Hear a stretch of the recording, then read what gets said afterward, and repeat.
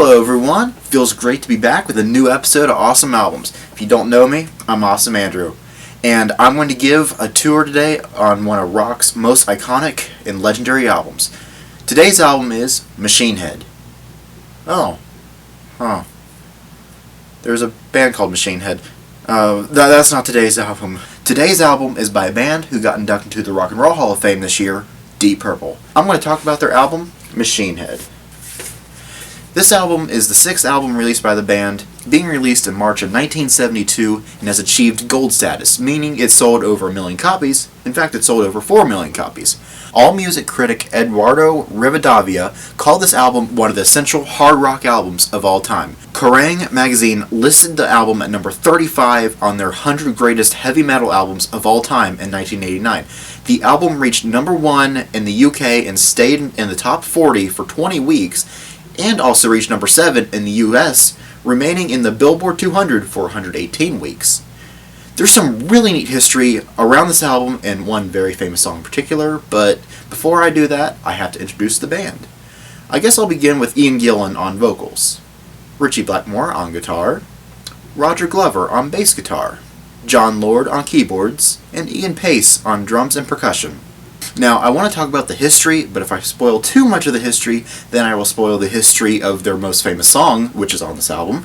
Basically, they planned to record Machine Head in December of 1971 at Montreux Casino in Switzerland. They also had a mobile recording studio owned by the Rolling Stones, and hotel reservations made. Unfortunately, Ian Gillan contracted hepatitis, canceling a tour in America. The band placed all their plans on hold while Gillan recovers. They finally were able to get the casino. The band had performed there in May of '71 and liked the location and became friends with the owner, Claude Nobbs.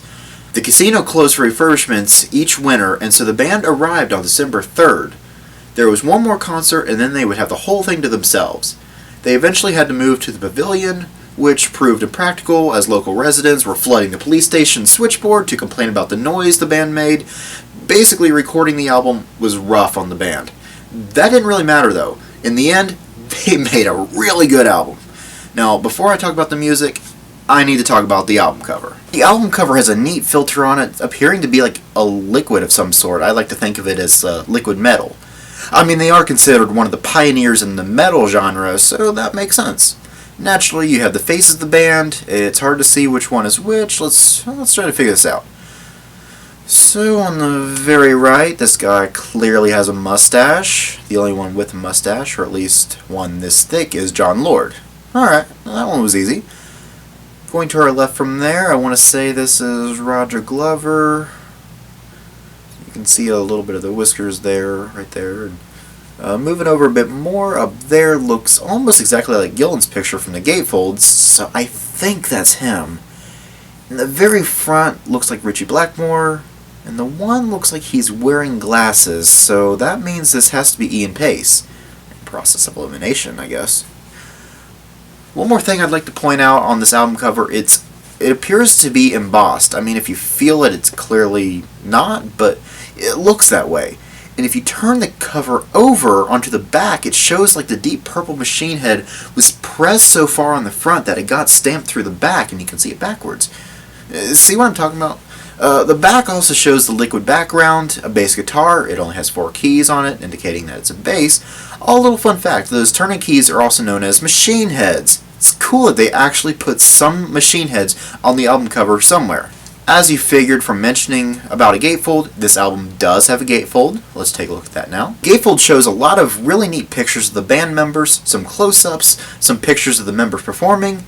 There are also pictures of a building on fire, more on that in a bit. And lastly, a special note.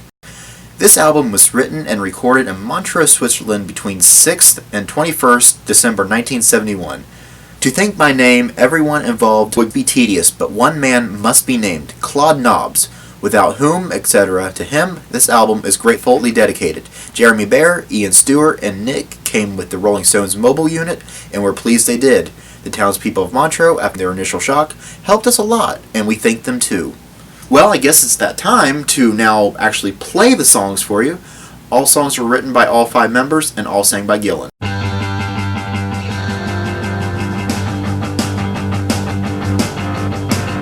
The opening song, Highway Star, has the fastest tempo in the album and has a really great intro. After almost a minute, Gillan's vocals finally come in. Even though the whole band was credited for the song, it was really composed mostly by Gillan and Blackmore at the start of their Fireball gigs, released earlier in '71, on a bus traveling to Portsmouth Guildhall in response to a question from a member of the press on how the band created their material. Blackmore grabbed an acoustic guitar and began playing a riff consisting of a single G over and over, while Gillan improvised some of the lyrics. The song was refined and performed that night.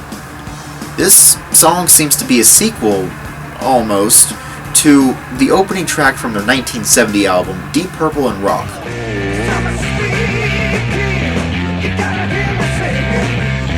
The song begins like a runaway train, Gillan's vocals heralding the song of Overdrive, while the two words from Deep Purple and Rock opening track find their way into this more polished and refined sequel.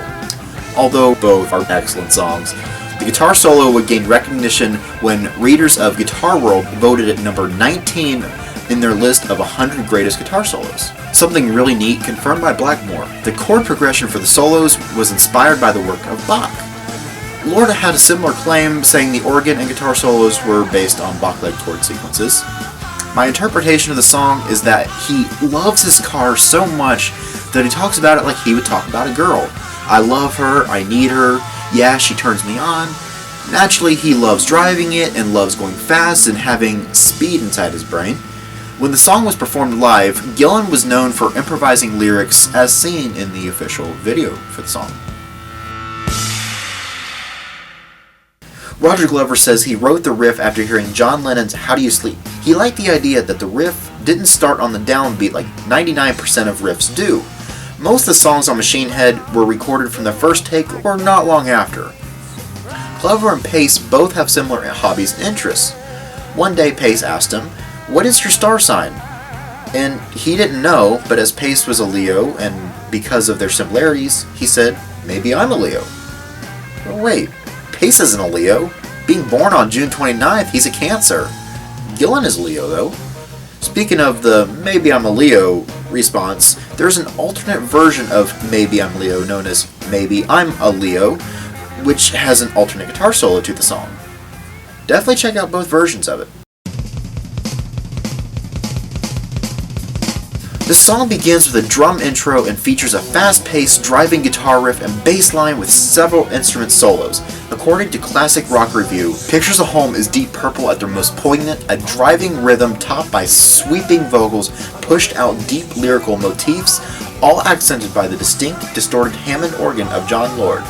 Glover gets a short bass solo in the middle section before Blackmore warms for a lift, before a surprising false start and comeback that makes the song all the more interesting. End quote by Classic Rock Review. Blackmore says he was inspired by a shortwave radio channel, which he says is probably Bulgaria or Turkey, when writing the main riff. Ian Gillan's lyrics were a result of studio paranoia and homesickness. Ian Gillan says the song is about the small furry creatures sometimes found in Roger Glover's pockets. The song is considered one of the first shades of neoclassical metal, which years later will be perfected by artists like Yngwie Malmsteen, although Malmsteen claims that influence from his music comes from other artists other than Ritchie. Never Before is rarely performed live. The only live recording of this song appears on Deep Purple in Concert, which was recorded the same time of the single release, a week or so before Machine Head was released. There was also a promo video for Never Before made in 1972. The single mix of the song is an edit of the album version and lasts about 3.5 minutes instead of almost 4 minutes. Coming up is the song we've all been waiting for. Let's turn this record over and get started with one of the most famous rock songs of all time. Probably the most recognizable guitar riff of all time, Smoke on the Water. This song is telling the story of their time in Montreux. When they arrived in the Montreux casino, there was one concert left, and that was Frank Zappa's show.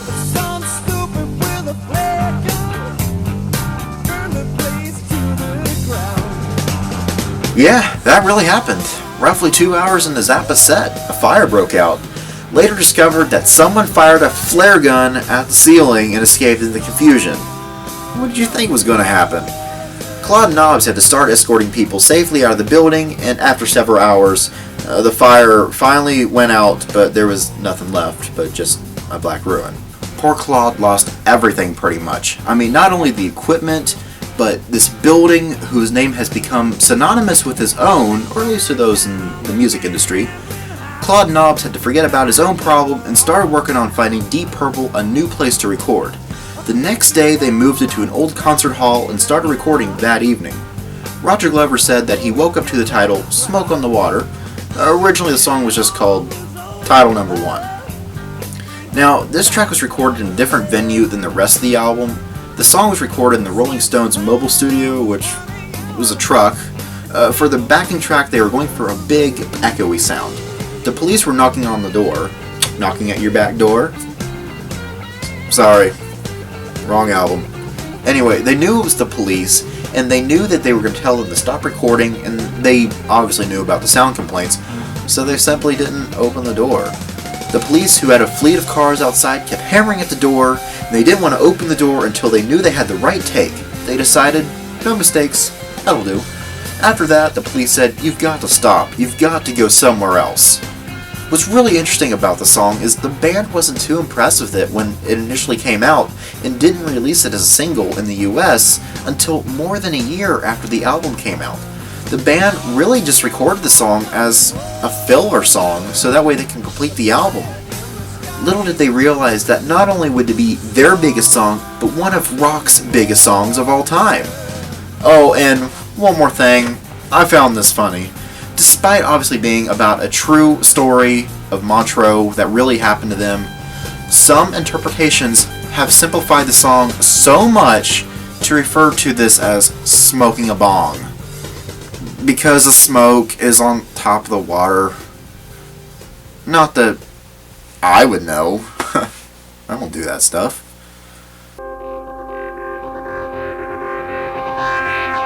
This song starts off as an instrumental. Lord plays an overdriven Hammond organ intro, followed by the main riff, and with a solo swapping between him and Blackmore. Gillan comes in later with his vocals, and he also uses a harmonica in the song.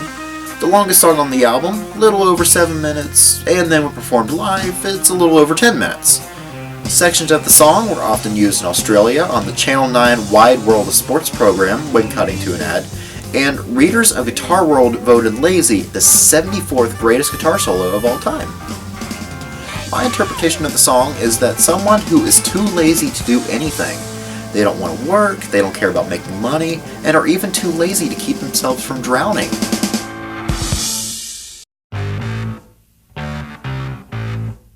Space Truckin' is the final track on the album. Lyrics talk about space travel, visiting various planets, and the powerful vocal abilities of Gillan, and the powerful drumming of Pace. The song is a 4.5 minute of sci-fi hard rock, complementing the metal between the group name and the album cover and Machine Head and all that. Space Truckin' is often seen as the counterpart for Smoke on the Water, less ominous with more rapid intensity. Some consider the riff to be a snub at Black Sabbath's Iron Man, more lively and energetic, and the lyrics are just as senseless as Ozzy Osbourne's. Although that doesn't make either song any less awesome. This could be a reference to label mate Alice Cooper, but it's more likely a reference to Aurora Borealis, the northern lights in the Arctic. Man, that's cool. One interpretation of the song is about the drug scene in the early 70s, traveling around, sharing different drugs, different people you encountered along the way, the visits to different places in space, referring to different highs from different drugs. Can work, I guess. This lyric is a reference to Fireball and its superb comet ride to close out Deep Purple's legendary hard rock album. This song didn't need top 40 airplay on AM to get noticed by music fans. With enough exposure on FM, as well as interpretations in clubs by cover groups, it might as well have been an AM hit. Here is a bonus song released as part of the 40th anniversary edition, and it was also the B-side to Never Before. According to Gillan, it's just an example. For example, if you think of the phrase, "if a blind man cries, then it's pretty sad." Those who have disadvantages tend to be less complaining than those who are able-bodied. End quote by Gillan. It sounds like Blackmore was the only one who didn't like this song, and they never performed it live during his stay in the band, with the exception of one occasion on April 6, 1972 in Quebec, Canada, where Blackmore was ill and Randy California of Spirit stood in for him. Ian Gillan also performed the song live during the Ian Gillan Band phase in the mid-70s to early 80s, when Joe Satriani replaced Blackmore during the Battle Rages On tour in November of 1993. The song joined the setlist as early as December 5th. The song has become a staple live performance ever since and has appeared on most of the live albums the band released with Steve Morse, guitarist since '94, and the song is usually extended to around 7 minutes when performed live. The song has also been released on the Gillan's Inn CD/DVD featuring blind guitarist Jeff Healey. Another great album, and it feels great to finally get back to this. I hope you enjoyed my comeback video. I enjoyed making it. I hope you enjoyed watching it. If you did enjoy it, you can hit that like button and you can subscribe. You can also check me out on my website, awesome-albums.com, where I have all my videos and it's all about music. And this has been Awesome Andrew telling you that Deep Purple's Machine Head is an awesome album, and I will see you guys next time.